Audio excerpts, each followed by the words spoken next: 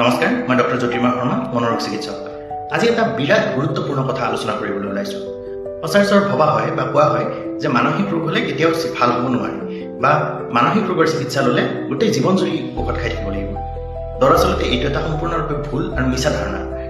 মানসিক ৰোগৰ চিকিৎসা সম্পূৰ্ণৰূপে সম্ভৱ আৰু ইয়াৰ জৰিয়তে এজন ৰোগী সম্পূৰ্ণৰূপে সুস্থ হৈ খুব সুন্দৰভাৱে জীৱন নিৰ্বাহ কৰি জীয়াই থাকিবলৈ সক্ষম হয়।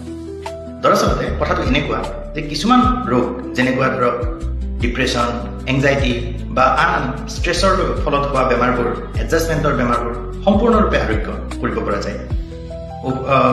কিন্তু কিছুমান বেমাৰ যেনে ধৰক স্কিজোফ্ৰেনিয়া বা বাইপলাৰ ডিছঅৰ্ডাৰ বা যদি বাৰে বাৰে সঘনাই ডিপ্ৰেশ্যনত ভুগি আছে কোনোবা, তেনেহ'লে তেনেকুৱা ৰোগীক দীঘলীয়া সময়ৰ কাৰণে আমি ঔষধ দিবলগীয়া হয়। ঠিক যেনেদৰে আপুনি কাৰোবাৰ হাই প্ৰেছাৰ হ'লে বা ডায়েবেটিছ ৰোগ হ'লে বা থাইৰয়ডৰ কিবা প্ৰব্লেম হ'লে বা বাত বিষ হ'লে গোটেই জীৱন জুৰি যেনেকৈ ঔষধ খাব লাগে, ঠিক তেনেদৰে কিছুমান মানসিক ৰোগত আমি গোটেই জীৱন জুৰি বা দীঘলীয়া সময়ৰ কাৰণে ঔষধ খাবলগীয়া হ'ব পাৰে।